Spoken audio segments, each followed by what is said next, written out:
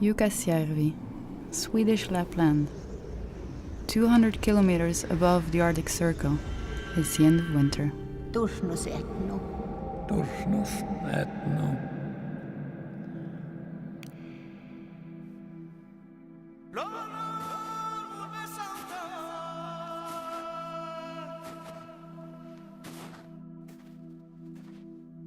What does the famous Icehotel looks like this year? I wanted to see it before the sun would start demolishing it. In what room was I going to spend my first Arctic night? The Suite 307? Art Deco?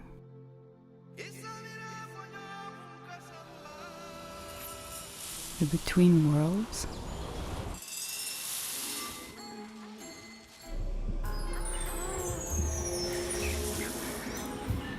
Arne, the artistic director, tried to explain to me while we're having a vodka why the character of this temporary place is different every year.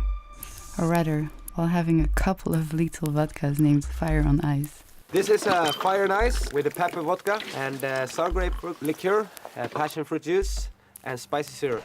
Varsågod. Yes. I like contrast. Cheers. This works. It's beautiful. Wow. Every year when the Icehotel is opening, we say this is the best year. And we said it since I started. This is the best year.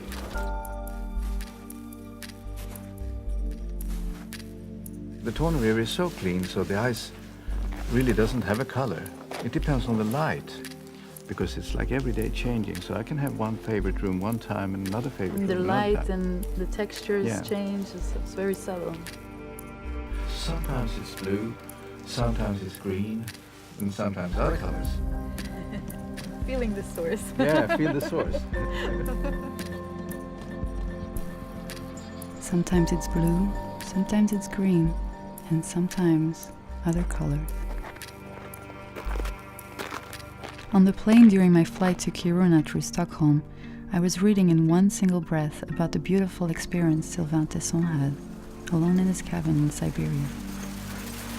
The same need to free myself from urban obligations seems to tickle my mind. It is here, in this natural environment, that I simply started living it and understand its true color. I don't know why, but it's in this wide and cold decor that I feel like I am cleansing myself from the urban weight and all its modernity.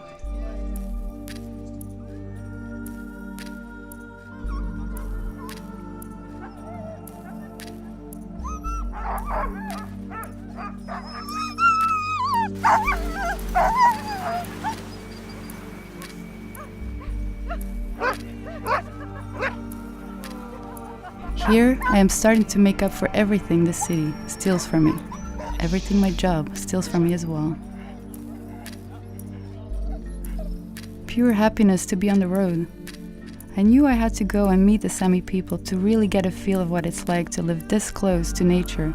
Michelin and Per tried to tell me, in Sami language, about winter in Lapland.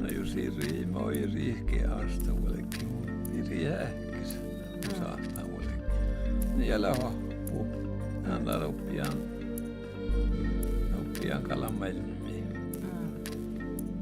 No mitkä ilme tuolle vuodetin? Kalamaka teko mannani ja mannani irrisleino kalmata otsi vaatsi. Juonu talle vaan. Kokta tälle tai johon tälle? No pajit.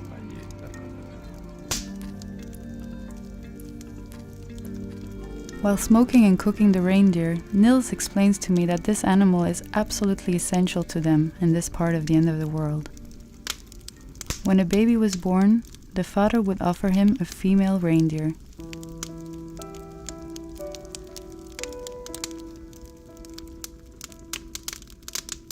This Sami really needs no one to live. I was watching his simple gestures. He was praising the habit of routine in Lapland. But for me, to catch a reindeer with my lasso was the equivalent of my Arizona dream.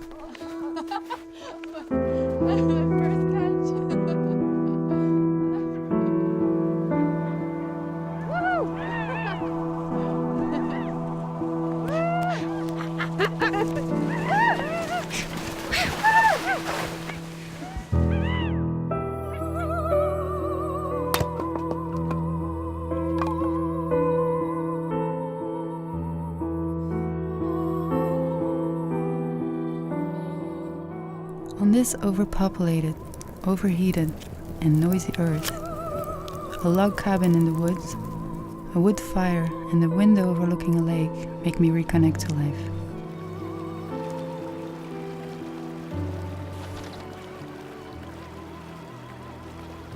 A fisherman was confiding in me and told me that the less one talks, the longer he lives. Keep a small secret space where you have absolutely nothing to say. To learn again to be alone, the exact opposite of our lifestyle. To withdraw in the forest a little bit like one withdraws after the battle.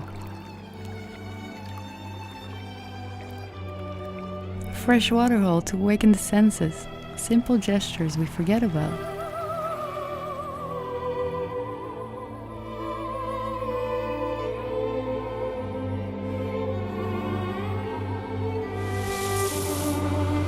The same fisherman also told me that the Lapps would wash their babies in the snow until they would hardly breathe anymore, and would then throw them in a hot bath, a tradition supposed to toughen them. Apparently they also do not have any need for doctors around here and are not really confronted by illnesses.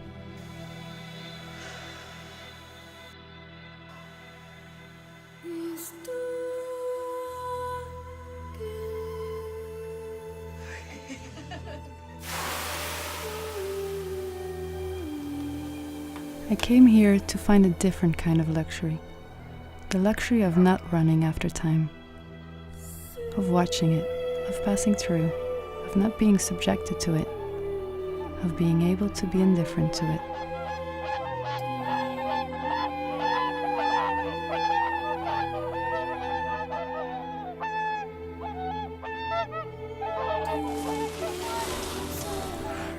I am finally starting to waste my time.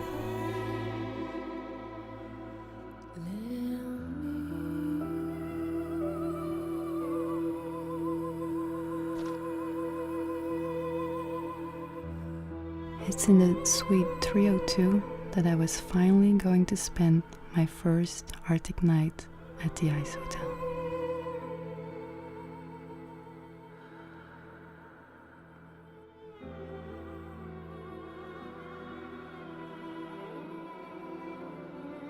Bedtime story.